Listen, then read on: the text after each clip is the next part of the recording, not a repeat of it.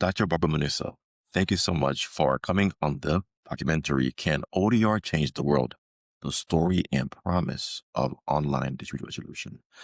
And so I'm coming to you to basically get your perspective on things and to give us the long view because you've been a trainer since the 90s, over almost 30 years, or at least 30 years, That's right. 33 years. And so having taught thousands of people and having made an impact in so many lives and having had a passion like you do for working with people to deal with conflict in their lives, you're the perfect person who will get a chance to share your insights about what ODR is, how technology has impacted your own work, and how you now deliver it to other people. And I know you and I kind of go back. I've known you for since 2017. It's Yeah. been a decade. A while. And you were my own trainer. And so this is just a relaxed conversation. So you can kind of tell us first your story, and once we go through that, I'd like to then take you through, I guess, the impact that tech has had on your work as a mediator and as a trainer of mediators over the years. So, with that, would you like to go ahead and start and tell me from the beginning how we got here to where you are a pretty much world renowned trainer of mediators? Wow, that's a small question, but, it's a nice starting point, and I do value the opportunity, Mac, that you are not only appreciating and valuing the mediation process and what it means for people, um, in so many different ways, so I value having this opportunity to speak today. The, mediation process, um, for me personally, is an evolution of things that I've done over a lifetime. And I'm not ashamed to say that I will be 78 in a few days, few hours at this point. And I feel that I'm not ashamed of it. My mortician's doing a great job. So, but I think I have a lot of wisdom to bring to younger people that might be listening. I think there's wisdom for the industry. I take mediation very seriously. I see a lot of people taking shortcuts, looking at the dollar value, not looking at what the process is meant to do and to be, and to not make it an authentic. People think they're paying for mediation, and it's something they're not getting. So, as a trainer, for somebody who has trained people in many genres and many opportunities of arc of information over years, I find it disheartening when I see people that want to take shortcuts, that they're only looking at what the bang for the buck is that they're making, and not it's like being a surgeon and saying, "Well, we'll just break the leg off. We don't need to take a scalpel and put another one back. Who cares?" You know, uh, and that's not where I want this industry to be. And mediation, peacemakers go back to the Bible, and peacemakers are people who were revered. It was often the oldest person Yep. in the group or the tribe or the neighborhood. It was a person who had had an opportunity to absorb a lot of wisdom or to have seen so many things that you could compare the differences of what will make something um, better. And that's been my objective as I've gone through as a trainer. And as you said, this is my 33rd year, and I've taken thousands of mediation trainings myself Yep. with different people worldwide. And I've had the opportunity to be the trainer all over the world, which I have been honored to do, and to be able to see the threads of people who realize the value of real mediation and really doing it properly, where people are given the opportunity to be participants in this process and to be the ones who are those who have the solution. And so I bring a dearth of information, training people. We were talking before we started. Um, my first training that I would help people with, I taught baton twirling. and I was 11 years old. I went to the elementary school at the end of the street, and I had a handwritten flyer. Nobody had fax machines, or copy machines back in the day. If you had anything, you had an old machine that, I can't think what they called it. I think I It understand. had a piece of oily film on it, Yeah. and you rolled it, and I couldn't afford that. I was 11. So I did it by hand, and I brought a note, and I said for 50 cents a child, I would teach them baton twirling.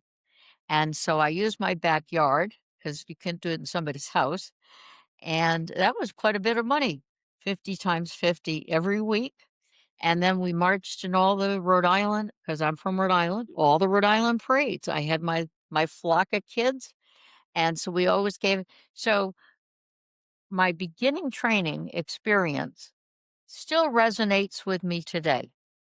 So here I am 100 almost years later, and that not only do you give people training skills and show them what to do, but you give them an opportunity to perform. So starting when I was 11, so we're talking more than a week ago, I still feel that is very, very important that people take the skills and have a way of using them. So in our training, this has been very important to me to not only train people in what to do and hope they do it. And boy, do I get mad when I find out somebody's not using a proper process or doing the ethical standards or benchmarks or the reasons that mediation was codified or put into a statute. And they thought, oh, we can do something different. No, no, you do what needs to be done. So I'm traditional. I like to be traditional, and not fly by the cuff down the road, and to give people that opportunity to do what they're trained to do. And in our trainings, we have over 4 hours of how to market yourself and how to write a press release. How they don't use them in the papers like they used to. That's a difference of something, but to use training skills and to have a practical purpose for people to really use them and to use them right. Yes. So we'll take us a little bit back about your own education and what led you to become a mediator in the first place. Well, once upon a time, um, since I was quite young, I wanted to be a lawyer. That's what I thought was going to be my path. And my father thought I was someone who should just marry somebody wealthy, and that was it. 'Cause that was his mindset. Women didn't work. My father was head of the FCC for New England, and, I was fortunate that he had a woman that worked. She was probably a secretary, but she was always sharp because 'cause he'd come home and she'd say, "She told me that I should do, and you should be able to." So, she was my advocate. I never met the woman, but I know she was Oh, important to interesting. my life, to my father. My mother was a registered nurse, and she had a full scholarship to go to New England Conservatory for her voice, a full scholarship. My grandparents were not wealthy at all, and so, I mean, they literally grew their own vegetables, flowers, and always had a very elegant life, but they weren't wealthy. My father's side was wealthy. They were business people, his parents. But my mother, for her to say, "No, I don't wanna go to New England Conservatory, I wanna be a nurse." Mm. And so she went to New England Baptist, which at the time was the number 1 nursing school in the United States. And, my mother went on to be Dr. Leahy's, uh, nurse, and Dr. Leahy now has his own clinic that is in competition with Mass General. So we're talking big time. Yeah. And, so my mother would work every other weekend defiantly. Just the weekends. She never cashed her checks, didn't need to. We said, "What's this?" We didn't know check, as a little kid, the checks would be bouncing out of her pocketbook. And, but she was a homemaker, and that's my father's expectations. So I was supposed to do that. Gotcha. So I didn't get the message. I didn't get that memo. It didn't resonate with me. So my father's response was to do it on your own. So that's how I started. Okay, so that now I understand now the do it on your own comment you had made earlier. So when so you went through Brown, then Well, I started at community college because I already had a business. I had the baton twirling school that went into dancing school. So I took some dancing lessons, and I became a excellent ballroom dancer. At 13 years old, I was the dancing partner for a man 30 years older than me, and we danced on television. And so when I was 14, I did the first milonga in America, and that's the precursor to the tango from Argentina. And it's just making a comeback. People are talking about the milonga. And I go, "Oh, the one with a syncopated beat?" oh. And they're shocked. So I danced with him for years. And I started a finishing school, a charm school. I also got involved in beauty pageants. So I have 12 trophies. I was a Miss Rhode Island, and I went on to be a Miss Providence, Miss Rhode Island, and then I was a Miss New England. Oh, And so with that, I would take my skills and train other young people. And so after 2 years of doing that, I heard about the John Roberts Finishing School in Boston.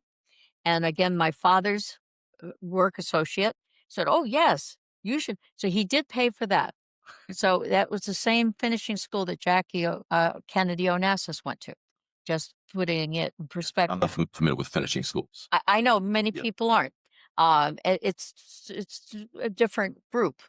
And one of the women in my class married a prince someplace, so she was being trained, Oh, and she went off. He would pick her up after classes in Boston because Boston's so very international, and off. But she married a prince. I forgot some emirate or yeah. something. Uh, so that was who was at school. So I was always like a class or two ahead. And when I was 16, I incorporated my business, Mm. which by myself without an attorney, because I wanted to do it. And I also got a physical space. So I had 2 floors that I rented, and I did that for 20 years. Well, because I was in business, it made more sense to me. I didn't have time for a regular 4-year program, but I was also a music major, thought I'd be a conductor someday, and, with the Cowsills was in my class. But I went to Rhode Island Community College. It was an excellent program, and then from there, I went to URI. They had an extension program, so that worked. Years later, a friend of mine said, "What are you doing? Why aren't you at Brown University?" I said, "Well, it's for men. I don't want to go to school with a bunch of women because you had Pembroke that was for women and you had Brown that was for the men. And the women learned how to be the social hostess for the men. That wasn't going to work for me." And so my business was in full speed, but I had an opportunity and I went to Brown University. I had 8 hours of interview to make so wanted to make sure I could cut it. Graduated with a 3.8, which was not shabby, and then I, um, kind of drifted away. I had merged more working with finishing schools, and I had a modeling agency, not bad modeling agency. We were ethical. And that's a big distinction Yeah. because right now we're hearing about models. Yeah. And we did the opening of malls, we did retail modeling, all the department stores would use our gals and guys. Yeah. We had a lot of men, children to seniors. And so I did that. And then I had a cosmetic company, Cosmetics by Barbara. I had them made in New York, and I had 300, almost 400 people selling them for me. And, so I have a history of business. I have a history of, teaching, and as I move forward, I never lost my goal and my focus of wanting to go to law school. Yeah. So as I move forward, when I finished Brown University, which was outstanding opportunity, I got a master's in public health at the University of Texas in Houston. While I was doing that and Austin. preparing myself, no, It was in Houston. okay. I was trying it was one of the at the time, there were only 23 schools of public health in the Yeah. world, and it was excellent. I did international health, And so I was preparing to take the LSAT, for law school. And, um, and at this point, I had come to Houston. Um, my former was a cardiovascular surgeon and came down to Houston for a fellowship with Dr. Michael DeBakey. And so we were here for a couple of years doing that. And then he left, and I stayed because I had gotten integrated with school and whatnot. So then I went to South Texas College of Law. And at South Texas College of Law, I had the good fortune of meeting A.A. White, who has the A.A. White uh, ADR program. And that took me to Frank Evans at South Texas College of Law, who the auditorium is named from. Yeah. And Frank Evans, Judge Evans, he was the Supreme Court judge for Texas for years. He had also been the one who wrote the statute for Texas for ADR. And New York, Florida, California, who were the big markets at the time in ADR, were they took what he wrote. This in the 90s. Yeah, 80s, 80s, 80s, um, going into the early 90s. And he was able, we were very good friends. He was wonderful. And at that point, I became more active with the ACR programs, Association for Conflict Resolution, the Houston chapter. Was president, was on the board for years, then became president, and working. Most of my students for the past, I guess, 15 years have been the president of the Texas Association of Mediators. And one of my recent students also, Victoria McLean, became the president of the whole Association of Conflict Resolution worldwide, internationally. I was so proud of her. And I took her to her first meeting. So I'm integrating the training somebody, giving somebody skills, seeing what the market is. And there's always an evolution. Yeah. There's always a a change, and so I had personal change from baton twirling and leading the band and moving forward, finishing school, people being ethical, people following traditions, people following laws. I see when I look back at my life, I see the thread and the pattern. Mm. I did it in odd ways sometimes. It might not seem like I was in the same direction for somebody else saying, well, she's doing this, then she's doing that. But there was a thread. Yeah. And when I met Judge Evans, and I was in law school, I realized I don't want to be a lawyer. Mhm. I'm not a gladiator type. My interest was ADR. Gotcha. It was absolutely whet my appetite. I got all excited. Yeah. And because I had a master's in public health at South Texas College of Law, I had my own office, which was like a glorified closet for the health society, the healthcare society, which was interesting. So, but I didn't want to be a gladiator. I was looking at ADR, and I immediately um, got trained and found out how to figure out how to do it. Yeah. But I thought this is where I belong. Yeah. And then I had some illness. I had some surgery. It was a little complicated. And while I was recovering from that, I had to stop a semester. And while I was recovering from it, I was in Memorial Park walking, met my husband. So I always tell people I got an MRS instead of a JD. And but I became a mediator and an arbitrator and started teaching right away. As I had said, even though the finishing school, I was a couple steps ahead. Now I'm leaps ahead. But back in the day, I could see the relevance. I could see the impact of what mediation did versus somebody that wanted or needed to be in a lawsuit Yeah. that didn't feel satisfied. ADR was the right direction. So I had kind of a global bubble Yeah. to get where I wanna be, but Bring us to I'm happy. the PhD because Oh, I forgot to mention yeah, that, didn't I? because we called you Dr. Manousso. Yes, I So did. Thank you. Thank you for bringing that back. Yes, I am a doctor, and as I went forward, because going back to law school, I wanted to just to finish because I'm not one to leave things unfinished. But because I got the MRS, I didn't want to leave my husband every night because back then the computers still weren't so available. This is, early 90 and 93. And you had to sit in the library all night. Half of my class was working on their divorce. That was their first project that they were doing. And I didn't want to do that.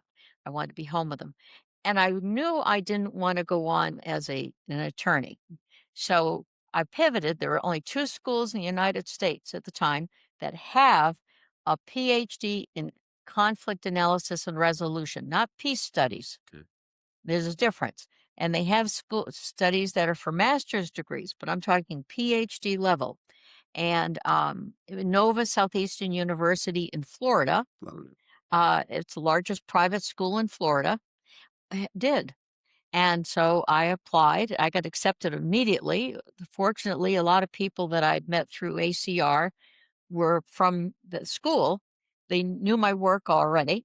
I've written a lot, and I've written chapters of textbooks, and I've been very involved with training around the world, actually, which I've been very fortunate to be recognized for and to be part of. And not only do I bring them information, but of course I bring information back. So this was a very international program. They'd come from all over the world. One of the prime ministers who was going to be a prime minister, I guess, of Nepal was one of the students in our program back in the day. Uh, so, so I got a PhD in conflict analysis and resolution. And my area of interest, because of my health background also, and also, we teach elder and adult care mediation. I was one of the first in the group training mediators to do family mediation outside of divorce, which was elder and adult care. So my hypothesis was that if an executive director of a facility had good conflict management skills, somebody who isn't going to die at the bottom of the chain, the person who's actually handling the patients, they are going to answer their call bells. They are going to take their concerns or interests, seriously. Um, and was able to find there's so many facilities in Texas. It was a very well qualified study and the only one of its kind. I had nothing to base mine on. And we measured it against the CMS, which is Medicare, Medicaid, where they rate the background of all the health facilities. So I gave the executive directors of facilities a profile, the conflict dynamic profile, and measured that against the rating that they had of their facilities. That's how I recognized how well they did. And I had served for 12 years um, at the honor of three governors in Texas. I was a commissioner for long-term care facilities. And so I knew the back door of things that were happening in the back, and I was able to take all my background that seemed so disassociated, and it all pulled together. At Brown University, my major was semiotics. And nobody knows what that is. It's how well, it was interesting because it's how you perceive signs and symbols. So they had it in psychology, linguistics, mathematics, political science.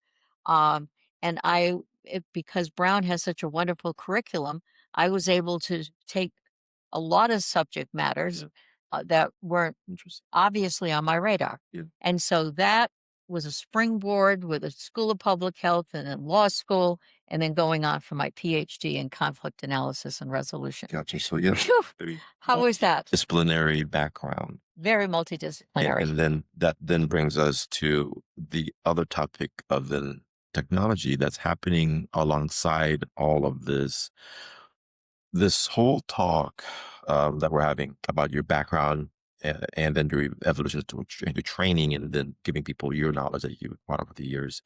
I need to pull in, what about the tech that's happening as it always happens alongside the human evolution, the human story, right? The technology is always evolving and growing. We're adapting to it. We're changing it. It's changing us. So what did you know and when did you know it with regards to online mediation or technology, audio, this whole topic? When did you ever start thinking or hearing about this through all your decades of um, becoming a trainer? Well, Mac, you always ask a very small question. So if we have another 4 days, I can Yeah. talk more about that. But the you're right. Um, because I've been a teacher, Mhm. and I since I was 11, Yes. and I have within all my different projects. Of course, it was a big deal when I had copy machines. I mean, that was an evolution back in the day. Then we had fax machines. Woohoo! That was really, if you remember the American Bar Association, that was huge topic. Took years. Can they send any legal documents across a fax machine? They beat that to death. And so then you had your computers. And then where does this go? And where are people in computers? Who's behind the computer? And back in the day, you couldn't see anybody on the computer. You had a green screen, and it was a big deal that you typed in an email to somebody. This is Who was getting 90s. the email? Where was it going? Yeah. You know. Security and all that. These were questions we're all beginning to just ask. And so I was in your neck of the woods at University of Massachusetts, which you've Hmm. been to, right? Yes, I Because have. yes, and so I had got a chance to go to Hampshire House on campus, where one of the directors of the National Center for Technology District Resolution, as of today, was giving me the tour of the actual hallway where they were first starting to sit down and decide how are we going to do conflict resolution across email. So that's kind of what I want to know. Even though you were not really part of that at the time, I But I used it. well, yeah, I used it tell me because more. I was always going to school. Mhm. We have this arc of going to different Yeah, schools, kind of a zigzag, to go to an Ivy League, then zigzag for a master's, and then zagging, going, for a PhD, bypassing my dream of being here come the judge or yeah, law school. And so I was on the train with all these changes all that time. And of course, as you're going through business, you have to buy the stuff also. So that it's not just an emotional or time. It's a financial investment as you're going up through the chains of all this. And as I went forward, going into the AI, which is what we're talking or yeah, leading to talk about yeah. That's today, gonna we haven't gotten there yet. I that's gonna understand, be but I mean that's kind of the arc of what we're looking at here. So, so back in the day, how does this all work, and how do we capitalize on personnel, and personal capital? That becomes the question. And I don't know if do you know why they call a laptop a laptop? I don't. Because it replaced the secretary who used to sit on the boss's lap. I thought it was No, because it that was was yeah. the answer. And we met somebody, and I'm trying to remember where some lecture that I had gone to, but I met the person who had coined the term. But that's where the laptop came from. That's why you call it a laptop. Interesting. Yes, it is interesting. But that changes. You no, you don't call anybody a secretary anymore. Yeah. You're to admit they might be an admin. You call them something else, but they're not a secretary. And back in the day, I was never a secretary, but back in the day, I had friends that were executive secretaries for big oil men here and there. They were expected to be intimate with their bosses. They bought the gifts for their wives, for their man, but they were really laptops. That I mean, it wasn't spoken about, but that was the reality in the small print that didn't show up on their job description. And so when you replaced that personnel Mhm. capital or personal Yeah. capital, now today there'd be a lawsuit immediately. Yeah. So there is a change, and there is a progression of change. And yesterday we had the honor of sitting with John Meckham, who is a Pulitzer Prize winning author and a presidential historian. He'd written George H. 41's Yes. uh, book. and wonderful, wonderful, wonderful speaker. And he brought us also through the arc of time, Yeah. and how going back to the 1800s or before, and how this it changes culture. Yeah. Every one of these little aspects or little zigs and zags that we have change not only the people, again, the personnel and the personal. Yeah. Um, of culture. Yeah. It is shaping and forming. Well, this is what this is all about. It's all about cause and effect, and through history. And the big focus here is technology, how it caused certain things to happen, and then how it then affected us to now cause us to then do different things. And so I'm curious, when was the first time that you might remember that you started thinking seriously about, wow, technology is going to impact what I'm doing as both as a mediator and as a trainer? Well, I know that's the question you asked me a minute ago, Yeah. and I gave you an example of Yeah. how the flow. So to put it in my perspective, these things are seamless.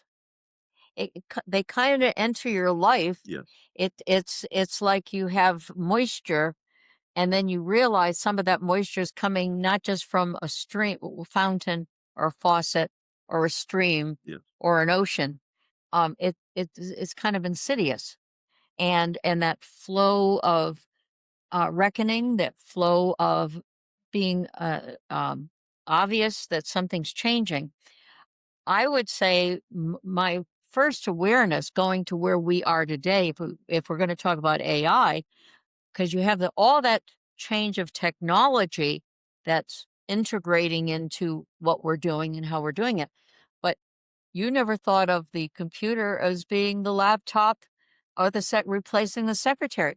And it changed a whole marketplace of job opportunities for people. And the secretary did not make as much money, but probably ran the show for half of these men. Were having their martini lunches. I remember back in the day, you always had a drink. You didn't make it in business if you didn't have and you had a martini. It was a martini lunch. You had whether you drank alcohol or not, you ordered one, and then somebody at your table would drink it for you. But now, if you ever work someplace, you can't, if you have any alcohol on their clock, in their 30-page HR document, you're fired, usually. Yeah. So that is a non-technical response, but it's part of the cultural change.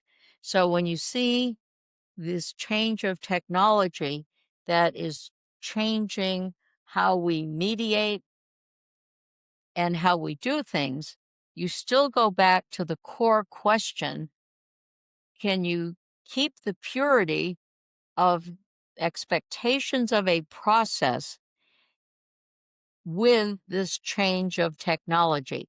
And I've been aware of it in the mediation world since I started mediation, Yeah. because the computers were back in the 90s, just when I was between my law school and my, mediation.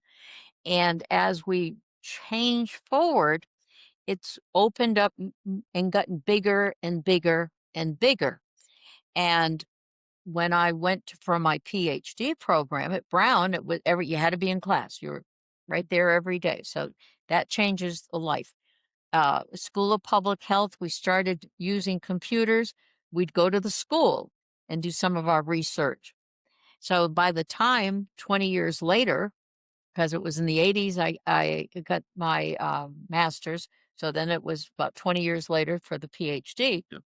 My program was online. I'm sure that was a whole different world. Mine was online. That's why my fellow students were from all over the world. And that made it very important for me.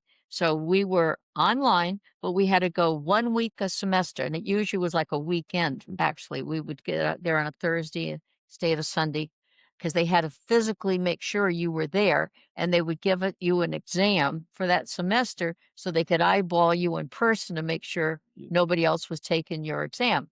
So that's going back now to the early 2000 plus. Yes. So that brings us to the decade right before COVID, right? Because Mhm. COVID changed everything. That's right. right. So I'd like for you to More. kind of It changed it more. was that Didn't change everything. It changed it More. Well, take us to that decade before 2020. Well, that decade before, again, all this stuff was kind of changing a little bit because here I am already getting a PhD. It's starting. We're going and we're doing it online, but for the mediation world, the important part of mediating was that the parties sat across from each other, eyeballed each other, read each other, and had the conversation they could not have before. Yes. That was so critical to the mediation process, and also for arbitration, in a sense, that you eyeballed who the people were. But I'm going to stay on the mediation side right now, just to keep it simpler. And in mediation, only the parties that are part of the process are in the space to mediate. You don't bring your yaya, you don't bring your tia, you know, Mm. you don't bring your best friend, you don't bring your dog, you don't bring your child, Yes. you bring just yourselves. And that's what the heart of me, that's how it was written. Judge Evans, my hero, he died a few years ago, sadly, but he was well in his 90s, and he just shaped so much of the world, and the rest of the world is still using basically that as the backdrop of what mediation should be. That's how the ethical standards are for Texas, for the American Bar Association, all the major groups. So having people in person was very, very important. And you came to me years ago and said, we're going to start doing online because once back in the day, we really only had Skype. Yes. And I did do a couple mediations where somebody was in Hungary and their other sibling was in Hawaii. And so we had morning, we had night. The girl in Hungary was sitting in her bathroom because they were in a hotel room, and she's sitting on the bathroom counter vanity with her computer. And so that was my first mediation I did electronically. Remember the year approximately? What year? Oh, Early. 2000. Okay. 2000. But it was a big deal because we had to set up all our computers. We had some of the other siblings here. So we had the computers facing a computer. I mean, it was so clumsy. We had a telephone in the middle of the room. I had to have my husband come, and I had a co-mediator just to help me. So because of the logistics of somebody, so she could be sworn, we were all part of the process. Yeah. And the logistics were a nightmare. It took us about 2 hours to set it up. Yeah. And then we prayed a lot that the Skype wouldn't go down. And Skype never really got it off the ground. And so then when you came, um, 20, This is 2015, Well, 2016, so 2017. we met in 2017 when I was major training. Okay, so it was later But then. a few years later, by late 2019, early 2020, when I approached you, hey, I'm gonna be writing this book. Can you assist? And that's when but this is right before COVID. It was right before COVID. And so the It pandemic. was 2018 or 2017, Well, 2018 or 2019. Well, 2017 is when I got my certificate with you. Right. But so it was a couple years later. 2019 is when we There's the started book. talking about. And then the COVID hit the end of that year. So yeah, COVID end of 2019, early 2020, and then by spring of 2020, that's when we put the book out for the public by April. And in fact, I wanted to just read a little bit about something you had written. And so the book, of course, is called How to Mediate Online. Which I didn't want to do. Yes. Because I didn't agree. I know, but I didn't agree. So just to preface what you're going to read, Yes. I wasn't all in. Yes. Now, but curious. Now you wrote this. I did write it after doing some thinking. After thinking. And so you wrote, being the mediator for conflict-driven clients and trainer of thousands of students, I have honed my mediation skills into an art and a science. The mediation room was physically my stage to display both. However, when COVID-19 intruded in our lives, you continued, the moment had now arrived that mediation skills were not just an art and science, but a dependent of more sophisticated logistics and technology. And so I'm curious, looking back to 2020, what was your personal experience going from? So go ahead and tell us your story when you say you were resistant at first, and then to eventually when you kind of accepted it. What was that like? Because a lot of people went through that. Well, um, um, again, as I talked about all my zigs and zags Yeah. going through life from a young age, and entrepreneur or and all that. As an entrepreneur, I think you put your entrepreneur hat on. You say, well, what do I need to do or have to do at Yes. a certain point? And in 2019, for that Christmas, John and I had taken a cruise, a 34-day cruise, and I was in Antarctica. And we were watching CNN that they were shutting down China.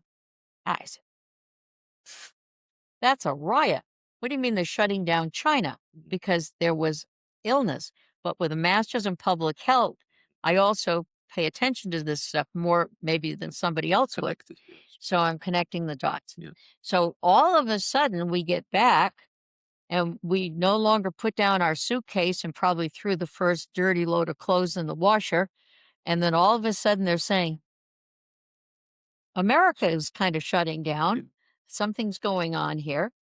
And we had classes coming up, and I always did use my everything in person because I believed in that so much. But I did have exposure to you, and I have a lot of respect for you because you have you have an entrepreneurial sense, and feel you feel the room, and that's why you're a good mediator too. You feel the room, and I have enough sense to know when somebody else has good sense, and listened, and again, I have valued very much what I had read in your book before I wrote the foreword for it. Mm. And you had unknowingly, unwittingly prepared me for my big moment. But also Zoom had come into play, and Zoom was not something that was a packaged product Yeah. before. Yeah. Not for mediators. It was just there Wasn't for to. much, was for social, you could talk to somebody. It was almost like a test run, to see how this worked, and so the short answer is, I have not mediated in person since 2020. Oh, That's my short answer, and now I find it such an advantage, and my clientele has expanded literally around the world, and I also feel safer because people are crazy now. And I'm not, even when somebody says, "Oh, my wife and I get along," or "My husband and I get along well," I wouldn't feel safe doing a divorce, not knowing who's going to pull out a gun or do something bad. And I just nobody wants to go through traffic. Nobody wants to be bothered. Now, there are some things that still play in my horizon, from an ethical standard, to make sure that we are still representing the heart of what mediation is supposed to be, and to keep the integrity of the process. So that's something that yeah. Well, I know in one of the chapters of a book you wrote, I think it was called "The Heart of Mediation." that was a chapter I wrote. You Yes, capitalized the in the word Geyer. EAR, ear. H is capitalized, T is Yes. capitalized. To put focus on the fact that it's Ear, hear, and heart. gotcha. And so when you think about now doing mediations online, what do you think about the hearing, the heart, the things that you've always valued in person? What do you now think about it because it's being done online? Well, let me tell you, some other things are happening also, culturally, and in the industry. One of the problems that has been emerging, which I think is very sad, there are people that mediate. Often they're attorneys, unfortunately. They only have their clients in separate rooms. The breakout.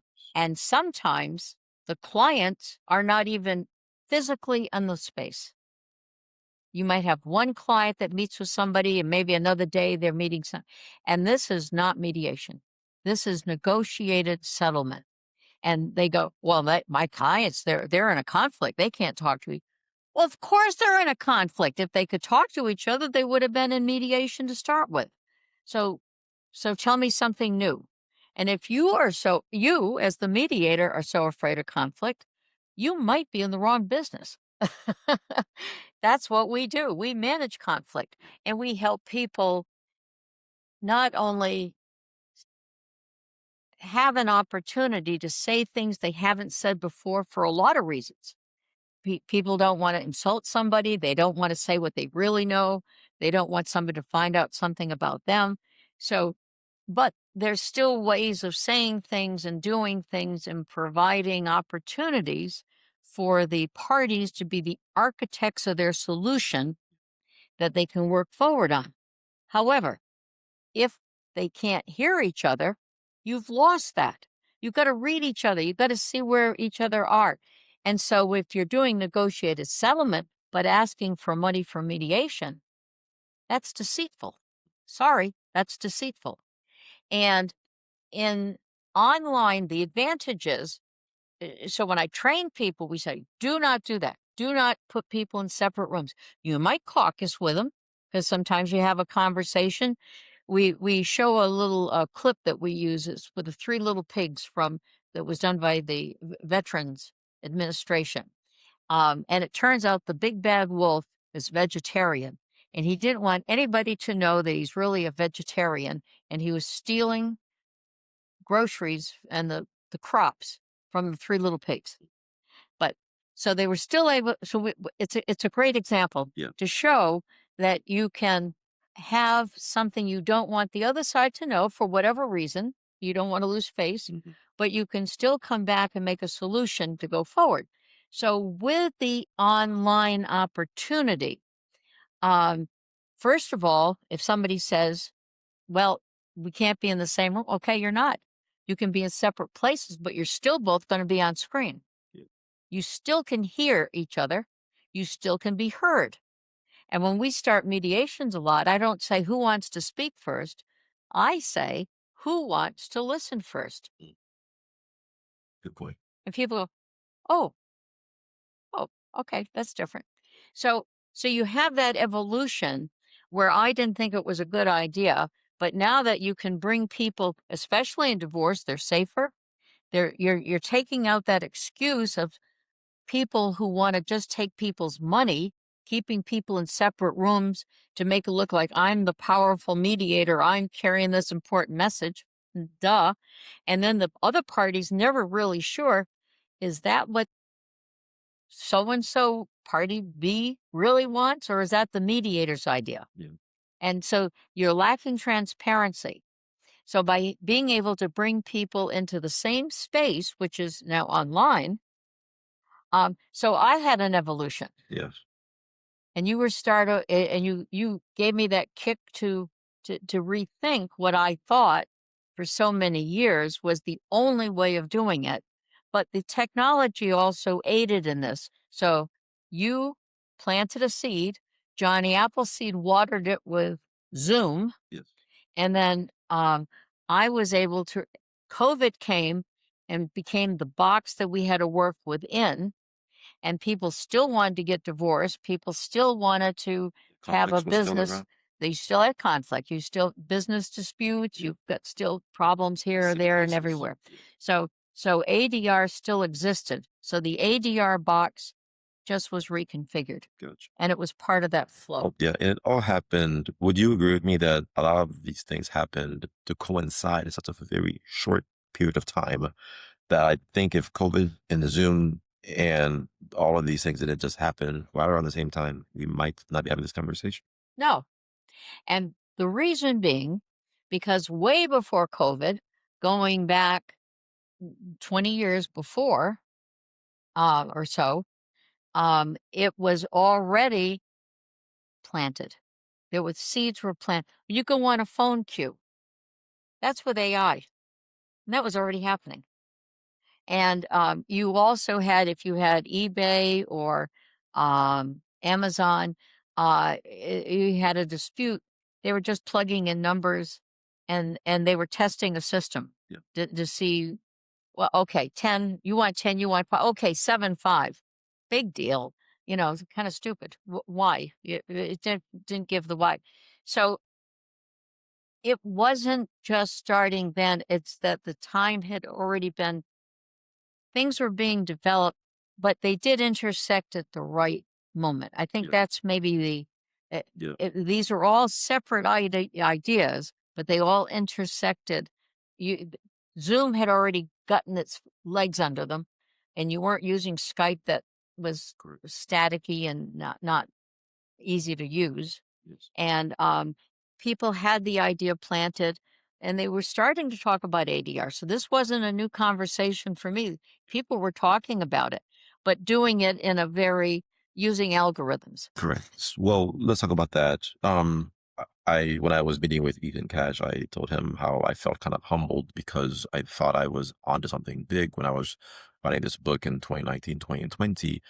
And then when you start to learn about the people who have been in this space, had been talking about ODR and online mediation for decades, Hmm. you realize they were ahead of their time. It wasn't something, well, they were ahead of their time in terms of trying to think explicitly, how do we use technology to facilitate negotiations, conflict resolution, mediation, arbitrations?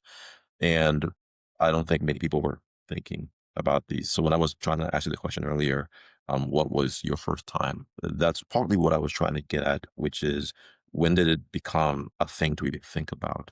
Because I would imagine there was a time where people didn't think about it at all. Or do you But think it was maybe just 40 years ago then. 40 years, because I have because of being connected with different businesses and yes, in business, I was hearing things that people were looking at. And of course, being in Texas, when I came to Texas, you had so much stuff that happened with NASA. A lot of this technology push okay, from came space? from Yeah, space and came from JFK, yeah, because he yeah, opened up a lot of the doors and put the monies out there, and a lot was done by NASA. So computers were being generated. When I went to Brown University, the computers were when I did one of my projects at Brown, so we're talking I graduated in 77, so we're looking at 1975, 1976 when I did a special project. I was told to bring a grocery store cardboard box, which I did, crunched my numbers. The building was probably it was like a small building, which was where the computer was. So that was my first time working with a big computer. I didn't personally own, yes, but I had numbers that I had to crunch yes. through the computer, and I had paper, reams of paper with holes on the side Mhm. where it had run through the machine. Interesting. So I did that there, and then as I fast forwarded to the middle of the 1980s, and I took a course in statistics for healthcare, and we had to do the whole formula. And if you got it wrong, the answer was wrong. And it was like 2 pages Yeah. of all this algebraic stuff. Mhm. And I was scared silly. I was in the room with doctors, lawyers, Indian chiefs, people who had technical degrees, and math and things. And sa- I have my degrees in semiotics from Brown, and they, huh? And I was the low person on the totem pole, scared silly, but did well. And because I read all the extra stuff, and they were already talking about because it was the progression of also the computers that brought all of this forward using these binary codes. Uh, so so you could see the emergence of this. And now, of course, on our phones that we carry in our hand every minute, I go boom, boom, boom. And the same thing that took me 2 pages of algebraic stuff is Seconds. you don't even think of it, Exactly. but you don't know the backstory because you don't Well, yeah, there's definitely, you you know how when you were in eh, school, you had to show your work, but right? okay, but this is important as we go forward to Yeah. talk about today's AI Yes. because you don't you're not people are not learning what's on the back door. When I tell some young people that when I was getting my master's, the box that I had, from undergraduate or bringing the box, doing the 2 pages of calculations to know what the formula looks like under it. Yeah. They look at you with a blank face like, Yeah. "This woman is crazy." So, understanding what's behind the door, Correct. and this is important for today's No, absolutely. conversation. No, I agree. Well, don't tell me more. I like that point that you're making, because we find ourselves now with, okay, there are ODR platforms being created left and right. I mean, like India, for example, they're producing them every other day, it seems. I can't keep track. Now there's this new .com, this new AI, whatever. But there's no, I guess, appreciation for the past and how we got there, especially when it comes to human psychology and how human beings react differently when we're a person versus when we're in technology. And which is kind of why we're doing this documentary, right? Is to tell a story, to go back from the beginning and then bring us, full speed ahead. But yeah, tell me more. What are your thoughts when it comes to AI in the future? Well, Mac, I'm just so excited to be part of this project and that you're recognizing that it's something that needs to be told Absolutely. so people don't lose sight of the Correct. back. Correct. And and so where do you see the future? One of the things that was exciting that I want to backtrack on for a minute also. For my father's 90th birthday, we used the New England Steam Museum, and it was down the street from where my parents lived in East Greenwich, Rhode Island. Still there, and they work with the Smithsonian on a lot of products. And so my father, who had been the engineer in chief of the FCC for all of New England, the Federal Communications Commission, so he was the technical guy. He knew all, the mo- he, da, da, da, da, da, da, he would read the Morse code. He would tell you what they were saying, and he could talk to Mm. people. He trained people in Morse code.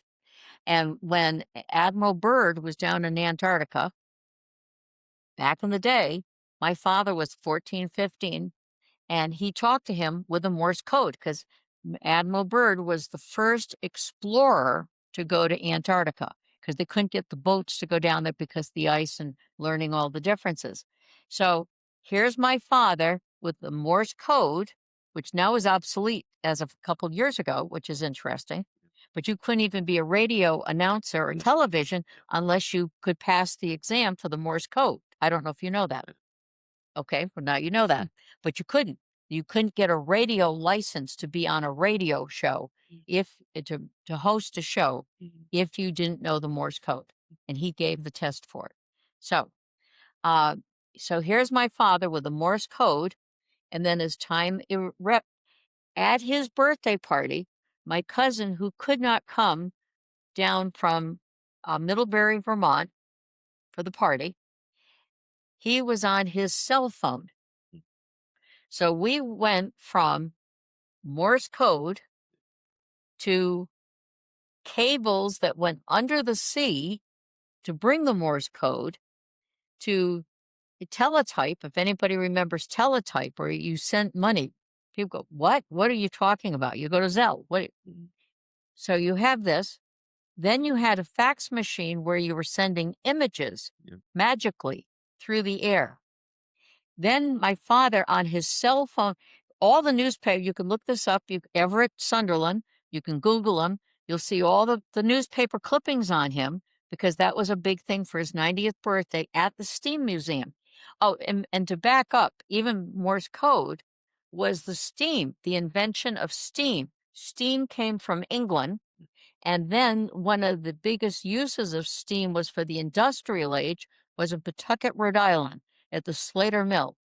And so the steam engine, Morse code, and then evolution of the cables under the sea. Then you have your um, um, fax machine, and then my father on his cell phone. And that's what the media picked up on was that arc of time. So here we are, and then he had a computer, Mhm. and then just before he died 13 years ago, we started talking to each other with Skype so that I could see him from Houston to Rhode Island.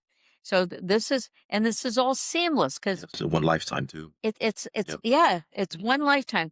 And my father would have been so tickled. Now we do Zoom so easily Exactly. and so much more. So now we're just taking this this transformation is going one more step. When I put on Zoom, they want me to get all AI tools, Yeah. which is annoying, because I like what I'm doing, Yeah.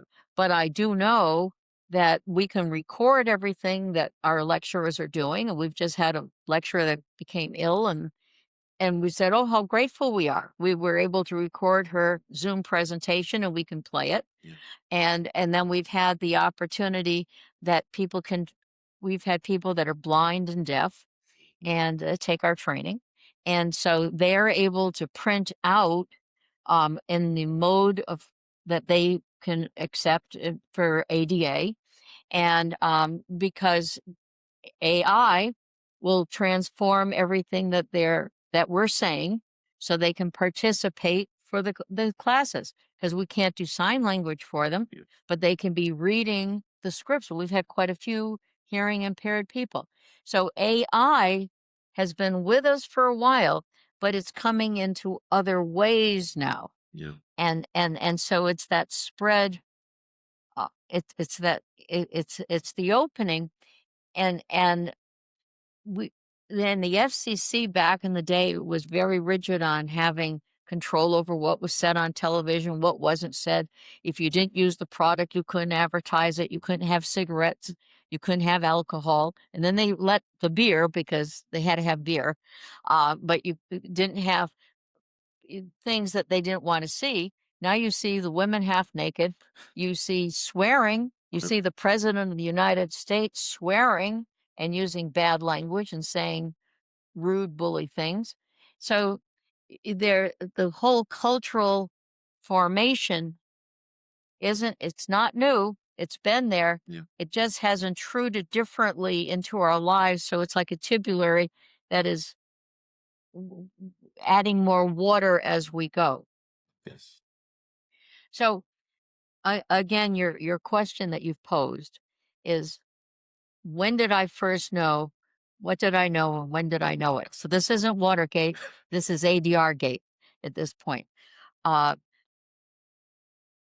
again, a lot of information was happening, maybe because of my father's background. Uh, I could see progression of technology. I was very tuned into it. Again, talking about Rhode Island being the leader in America for steam engines. Um, so these were little tributes here and there that you could see how life was changing for people because somebody invented something else new. I was fortunate in the alternative dispute resolution world, which is the umbrella for mediation, arbitration, negotiation, ombudsman, facilitation, all tools that people use for conflict management. So way back in the day, uh, and again, 33 years ago, at different programs, there is a man called Colin Rule. And Colin was right on top of things. And he would bring forth his latest advance where he was testing. I mentioned earlier about eBay and Amazon, and he was instrumental in starting those programs using analog uh, distribution and having uh, solutions by AI. It wasn't called AI so much then. It kind of was, but it wasn't. But he has been very instrumental in keeping the mediation world informed of the changes in the flow of the technology that is supporting some of these changes. And some of it, I would sit and listen because I'm a groupie on anything with information. I like to be informed whether I want to embrace it or not myself at that time. Um, I find it a little bit scary, and I've told him this many times, because you don't want to lose the personal part of mediation, and you don't want to lose the part where people are robotic. And even when somebody does negotiated settlement, that's robotic to me. Somebody's kind of usually being forced, "Oh, this is a great idea they had. Take it." And you sat in a room with somebody for 7 or 8 hours. You're paying for a mediator, you're paying for an attorney. It's crap. Um, More effective and more efficient would be if the parties were together. So when Colin Rule was talking about doing things mechanically and through the computer, it was interesting, but not totally satisfying.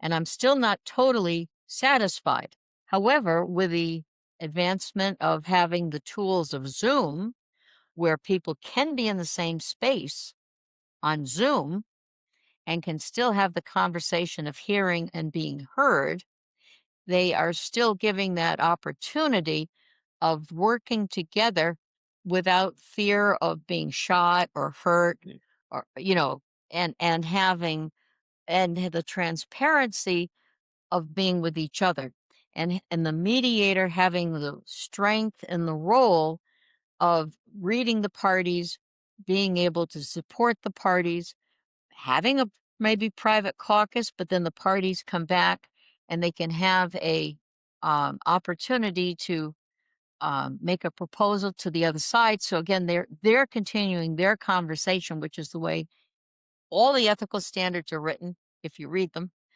from the and around the world, not just in America.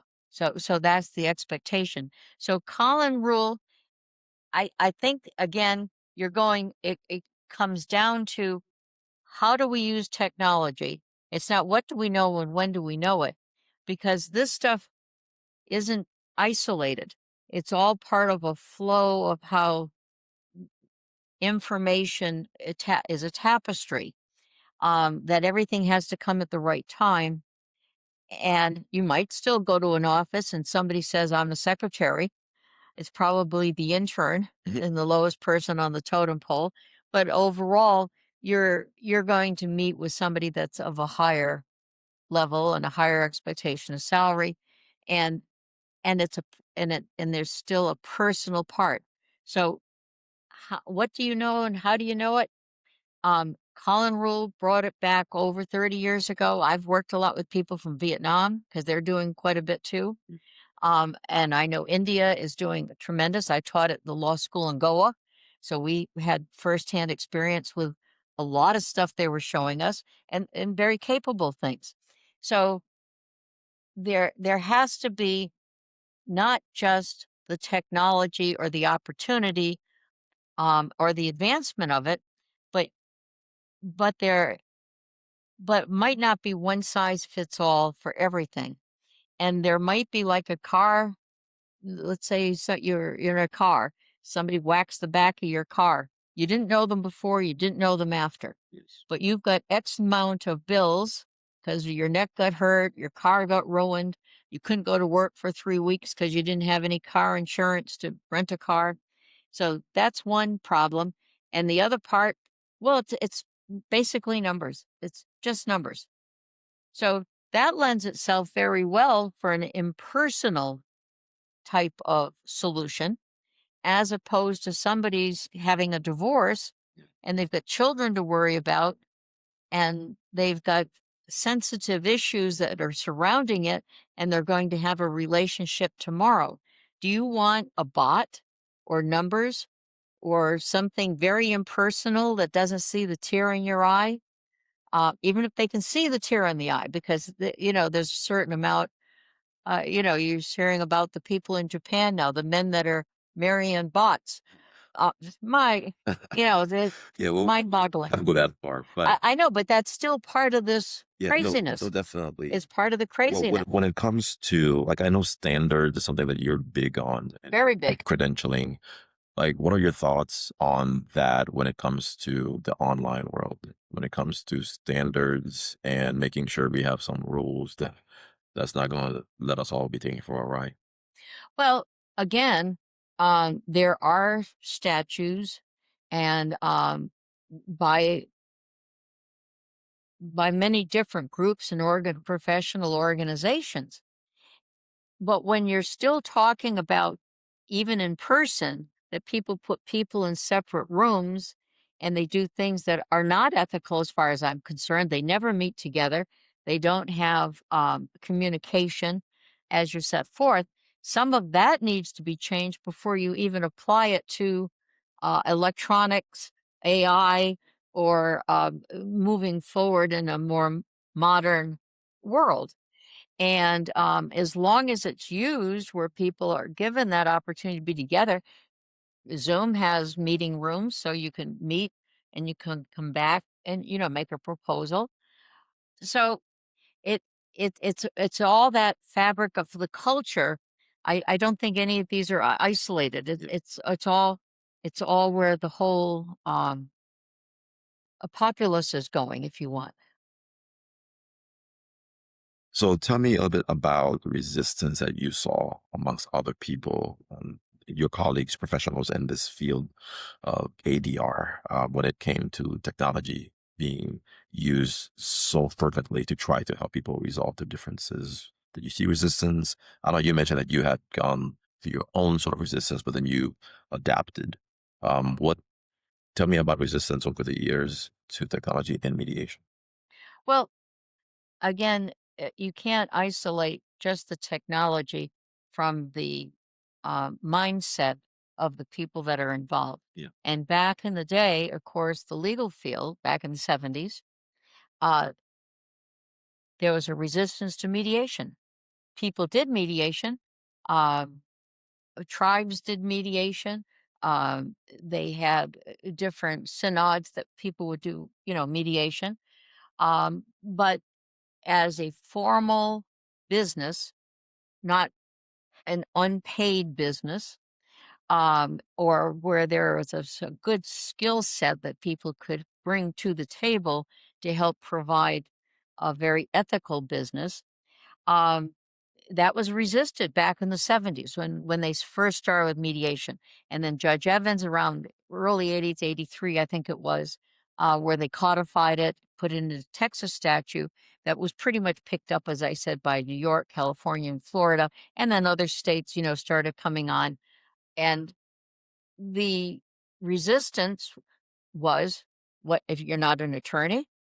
How can you be a mediator? Because this is a legal process. And so that was a hurdle to a certain degree. When I started mediating, and 33 years ago, most of the uh, mediators were former judges, people who had gotten off the bench. Yes. Everybody was white, very male, very old. And as a woman, it was kind of like, isn't that cute? And even Judge Evans, who think is a very thought-provoking man and very open and very even. He would come to our board meetings. We would meet here at our place, at our office, and he would use the excuse he was there for the wine, because sometimes we would put out wine for the meeting. But he was there because this was a group of people, more than half of the people were not attorneys. Good. So he was there, I know, scooping out what was happening because he was the mover and shaker. So then it started to change. Then we had more people that were just attorneys, not judges, and most of our classes in the beginning were men. Now we have one or two or three men out of every 20 students sometimes. And our class, the other day, we had Judy Doherty, which I want to applaud. She has, and her husband, Jim Doherty, we're in Houston. They've been mediating over 40 years. And she was the one that set the curriculum for mediation, because that's when they established it was 40 hours for the basic mediation certificate. People say they're certified. There's no such thing. You have a certificate. And that's worldwide now. And she didn't even know it was worldwide because she's retired and she's been out of it for a while. So she was quite impressed. And she came to a professional meeting. She said I could hardly hold back tears. The room was so diverse. We had one of everybody, every age group, every shade, every persuasion, Yeah. everything you could imagine. And she said, "This is what we always hoped, but we didn't see for years." So that's where we've come from. And I'm not an attorney, but I do have a doctorate in conflict analysis and resolution. And I've done a lot of work in mediation and arbitration. A lot of my work now, everything since 2020 has been online, where I said I would never do that. And depending on the contract and depending on the type of mediation I'm doing, even the process is a little different. As long as I know what the rules are and what the parameters are for that type of mediation, I can be ethical within that format. And a lot of stuff is being done with AI. They have technicians that are doing the negotiation on a lot of surprise billing. They don't even know who the patient is. They don't know what the services were. They're just looking at numbers on a screen and so it's all being generated, electronically generated. So that's where the evolution of this goes to the point where you can have a good mediation on Zoom. And the big thing that I worry about, if I'm doing like a business mediation or a divorce, that you don't have Bambi sitting and Yeah. somebody's Scared the other new one. spouse to come Yeah. is sitting there, or there's not somebody that's going to be distracting in the room. That you have only the parties because you don't know who's there, and I require they be on camera. Yeah. Now, some of the contracts I have, they won't come on camera, Yeah. so I don't even know. So these are things that are uncomfortable, but this is part of that arc of change. Correct. You, but my option is I can accept it or not accept it. So I don't have to accept the gig if I feel too uncomfortable Yeah. about it. If I was approached by a company who said to me, because they do it all online, because they're worldwide, and they said, "We have 99.9% um, Suddenly. settlement Mhm. in our favor." I would not accept the job for any amount of money. I thought that sounds pretty unethical. And I think that's where ethical standards Yeah. need to be updated around the world. And it needs to be looked at of who's in the room, how are people negotiating, and if they are said that they have the capacity to be the the negotiator, what are their tools, and do they really have the capacity to do what they're saying they're doing? Gotcha. Just a couple more questions and we'll wrap up. Um, this one wasn't on the list, but I've asked people this before. What keeps you up at night when it comes to this whole topic of online mediation and resolving disputes? Because you may have strong feelings about the topic in certain aspects, but what would you say is the one thing that leaves you feeling a little uncomfortable because we don't know where things are? No, we don't know where anything is going. And what bothers me is when I see people that are signing that they're going to hire a mediator and then they're put in separate rooms Yeah, and they're really getting negotiated settlement. yeah, That feels wrong. And so it's not that you're just taking it a kick up to doing it on a computer with through Zoom or AI. Um, are you rebranding something or renaming it to just to make money, or are you doing it to keep the heart and soul of the expectations? And if I'm going to give you, if you're buying from me a banana and I give you a grapefruit and say, but it's still a fruit, what's your problem? Um, I think that's the standard like, that makes me nervous, and it could be in the future that ADI is a moot point because it could be so bastardized by people that are looking at nickels and not seeing the big picture of the benefit and the strength of the process. I'm afraid that people are going to become robotic across the board. Even when I did a training the other day for arbitration, we had a large class, four that I noticed. I think they did it with chat because they were just a little too similar, like in format and Yeah. style, Yeah, you could tell. and they had the same result. And so they had not read the material. They had put the material in In ChatGPT. Yeah. and in chat PG, yes. And so I let them know, I said, I'll give you a certificate because you checked the box, Yeah. but I have questions if you actually had given it Yeah. your thought process, and I hope that you don't ever arbitrate because I don't think you have the ethics for Well, it. that And they were, "What?" yeah. Well, no, no, that's I had never thought about this actually, but that does bring up, the a concern about when it comes to training now with AI being involved and people being able to take shortcuts, is that going to dilute the Yes. effectiveness of real, authentic, ethics oriented mediators? Well, it's not just ethics, it destroys the heart Yeah. of what the process is Yeah. to have. Maybe an analogy would be that instead of eating meat, they give you a protein drink. It's made with chemicals, and it's got more protein than the steak, but who wants to drink a chemical protein drink? Um, but there's some people that's what they get used to. That's what they'll use.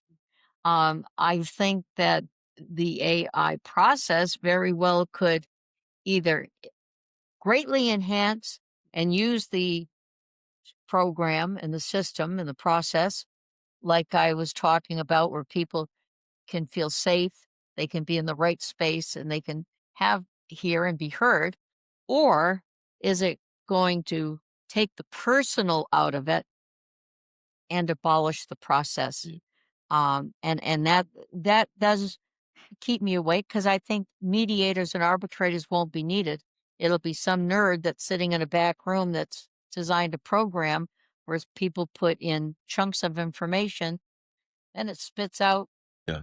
Well, that's why we're doing this, so we can keep, I guess, a certain sanctity to this process. You call yourself, I guess, a traditionalist, right? When it comes to this whole discussion, and folks need to know that 5 years from now, 10 years from now, when they look back, to understand these thoughts that we're having, these discussions. So let me wrap up, I guess. Last two questions, I guess. The last question, of course, is can ODR change the world? What do you see in the future? But one question I've kind of started asking people is, what did I not ask you that you would have wanted me to ask? Is there anything? Let me see. I think we covered a lot of territory because we talked about the arc of technology. Yeah. We've talked about the arc of mediation and ADR in general. I think on a personal level, it's very rich now. So that's very nice. And what would I want you to ask me that you haven't asked me already? Um, we don't know where tomorrow's going to be. So I don't think I can give you an answer for that. I don't think anybody can. If they say they can, then I think they're a problem. And my one hope is, one takeaway is that people stay in reality Mm, because you don't want AI to be the fake news that we all fear. yeah. And if you have a glass half full and a glass half empty, you got to be talking together and addressing the glass. Yeah. You can't be talking about a pizza. You got to be on the same channel. So, helping people have critical thinking skills and to do research and using maybe chat as a opportunity to expand their thoughts into something they didn't think about, but you've gotta know you've gotta know the subject matter even better to be able to have your own guardrails, and everybody needs to have their own integrity going into, ADR before it becomes, probably as an evolution, a moot point of mediators and arbitrators, to be truthful, if it keeps going in this direction. So I hope that what we can do is turn the corner and keep the personal Yeah. in the process and not make it two distinctions. Yes, so we gotta put some guardrails to make sure that we're not taken for a ride somewhere we didn't even think we're going. And it's not just about the money. It shouldn't be, even when they talk about crypto, I find that a very scary subject because that's kind of all part of this evolution of society. When you're talking about something that's air, Correct. It's cashless it's society. cashless society. Um, again, people dating bots, so they're not even with real people having a real relationship. Yeah, It's not something you could have thought about yeah, or wouldn't have even been on my horizon correct. 40, 50 years Well, I'm ago. sure if you asked your father the same question, it would have been the same for him, right? Because he was, if he was around in 1914, for example, and 90th birthday, so he would have seen a whole lot. He And did. He went from the Morse correct. code to talking on his cell phone Yeah, at the Steam Museum, um, and even the computer. yeah, So he understood and enjoyed the change, and he was a very techie. yeah, He built his own shortwave radios and stuff. So he understood some of that, yeah. but But for the young people who are the Gen Z, for example, anybody born in the last couple decades, only in the 2000s, who there will be people who, when they have a conflict, they will have never mediated in person. They would not even think of that even that was a thing. And this is how we were trained. This is how we did that's it. right. And so for those people who would not have had the value or the benefit of having to know how it was before and how it is now, I think that leaves me a little uncomfortable sometimes because I think it's good to have both. We live in kind of a hybrid world in many ways. But last Again, that's that critical thinking skill yes, where people know what's underneath something, correct. that you know that you have a cell, you have a foundation. Like I mentioned about again doing statistics, where I knew what it all looked like in the Yeah, back door, not just what the end product was. correct. And if people lose sight of that, or people are Foundations. too lazy, they're taking things just the cream, Correct. not looking at the cake. Yeah. That's that I fear. And I feel sorry because the human mind has so much capabilities, they won't be using it. Yeah. They'll be robots, Yeah. and they don't realize it. Yeah. So um can audio change the world?